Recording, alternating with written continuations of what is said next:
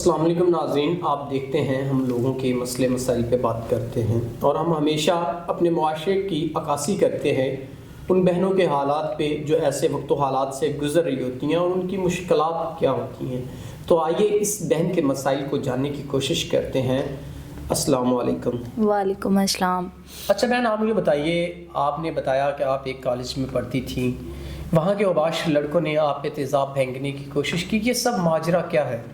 میں کالج میں پڑھتی تھی اور ایک دن ایسا ہوا کہ ابواش لڑکوں نے مجھ پر تیزاب پھینکا، جس کی وجہ سے میرا ہاتھ جل گیا اور اس شرمندگی کی وجہ سے میں نے کالج جانا چھوڑ دیا اور اب میری والدہ بھی وفات پا چکی ہوں اور میں اس ذلت بھری زندگی سے بہت تنگ آ چکی ہوں اور میں نے کوئی کام کرنے کے لیے مل جائے تو کر لیتی ہوں، گھر میں بیٹھ کر محنت کرتی ہوں اور اب میں اس ذلت بھری زندگی سے بہت تنگ ہوں۔ اب میں نکاح کرنا چاہتی ہوں، اگر کوئی ایسا جو شخص نیک اور مخلص ہو میں اس سے نکاح کرنا چاہتی ہوں۔ ناظرین، ہمارے معاشرے میں بہت غلط سوچ والے لوگ، اب اس بے غیرت انسان سے میں پوچھنا چاہوں گا کہ اس نے اس بیچاری پہ تیزاب پھینکا، ان کا ہاتھ جل گیا، تو اب شرمندگی کی بنا پہ اب یہ اسکول نہیں جاتی، کالج نہیں جاتی، تو بہت مشکل ہوگا ان کے لیے۔ ان کی والدہ تھی، وہ بھی وفات پا گئی، بڑے ٹف حالات ان کے، اپنے روزمرہ زندگی کے 2 وقت کی روٹی کو پورا کرنا بڑا مشکل ہو گیا ان کے لیے اور اپنی پڑھائی کا خواب بھی ادھورا رہ گیا ان کے لیے۔ تو کیسے کیسے لوگ موجود ہیں ہمارے معاشرے میں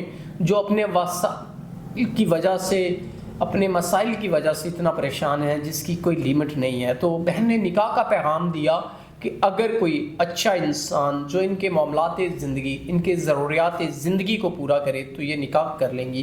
اچھا بہن، آپ مجھے بتائیں، آپ اتنے مشکل حالات سے گزر رہی ہیں، والدہ وفات پا گئی، لڑکوں نے تیزاب پھینکا، کالج چھوڑ دیا، گھر بیٹھ کے تھوڑا بہت کام کر کے اپنا نظام زندگی چلا رہی ہیں، لیکن بہت مشکل ہے آپ کے لیے، تنہا رہنا، آپ کا کوئی اور سہارا بھی نہیں۔ تو اب آپ سے اگر کوئی نیک انسان نکاح کرنا چاہے آپ کی ان تمام تر جو پریشانیاں ہیں ان کو دور کرتے ہوئے، تو آپ کا کیا خیال ہے، آپ واقعی میں نکاح کر لیں گی؟ جی ناظرین، یہ بہن واقع میں ہی نکاح کر لیں گی اگر کوئی سنسیئر پرسن جو ان کے معاملات زندگی کو پورا کرے گا اور ان کی عزت کرے گا۔ تو امید کرتے ہیں کوئی نیک انسان ان سے نکاح کرے گا۔ اسی کے ساتھ اپنے میزبان نواب احمد کو دے اجازت، خدا حافظ۔